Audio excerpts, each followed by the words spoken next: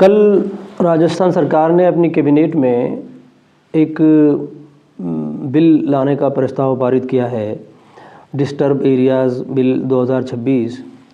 हमारा कहना ये है कि ये बहुत ही अजीब बात है और बड़ी चिंताजनक बात है कि प्रदेश सरकार खुद ही अपने प्रदेश के बारे में, अपने प्रदेश के कुछ एरियाज़ के बारे में ये बात कह रही है कि साहब जहाँ जिस एरिया को चाहेंगे या जिस एरिया में कुछ ऐसा देखेंगे वहाँ उसको अशांत डिस्टर्ब एरिया घोषित कर दिया जाएगा, उसको अशांत क्षेत्र घोषित कर दिया जाएगा। और फिर वहाँ के जो नियम लागू होंगे उसमें एक नियम ये बताया गया कि वहाँ कोई भी अपनी ज़मीन को ख़रीद और बेच नहीं सकेगा। तो ये तो एक अजीब बात है। हम तो कहते हैं कि तो सरकार की एक नाकामी है कि सरकार अपने ही प्रदेश के क्षेत्रों को अशांत घोषित करेगी। अशांत घोषित कर क्यों?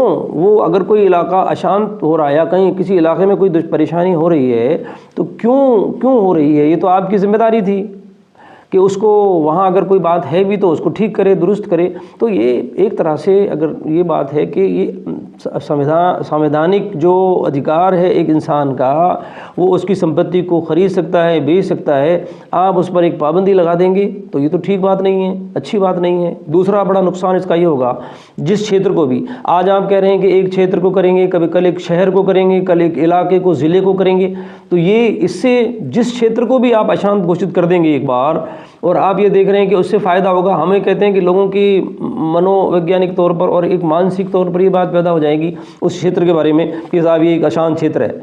तो वहाँ आप कह रहे हैं कि वहाँ तो हमेशा के लिए फिर वो एक उस पर एक मोहर लग जाएगी।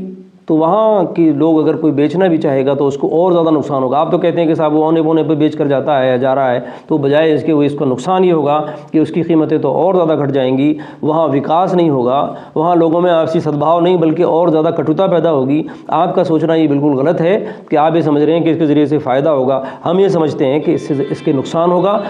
जो भी चीज़ें हैं, जो कानून हमारे यहाँ बने हुए हैं, तो सरकार की और प्रशासन की ये जिम्मेदारी है कि किसी भी इलाका, किसी भी ज़िला, किसी भी क्षेत्र में कोई भी चीज़ ना हो, सब लोग मिलजुल करके रहें। अगर किसी एक इलाके में कोई एक समाज के लोग अच्छी बड़ी तादाद में रहते हैं तो उनकी ये जिम्मेदारी बनती है कि दूसरे समाज के लोग, दूसरे धर्म के लोग, वो भी उनके भाई हैं, वो उनकी परेशानियों में मदद करें, उनको किसी तरह की परेशानी ना आने दें। तो ये तो एक सामाजिक चेतना और समाज में बेदारी और जागृति लाने का काम है।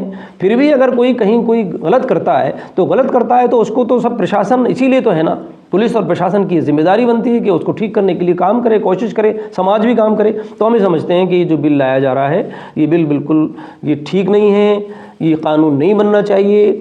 सिविल सोसाइटी को और विपक्षी पार्टियों को और समाज के सभी बाशऊर लोगों को आगे बढ़ करके हम इसका विरोध करते हैं, विरोध करना चाहिए और सरकार को इस बिल को मंजूर ना करे। हम इसकी सरकार से भी इस बात की पुरजोर तरीके से हम इसका आग्रह करते हैं।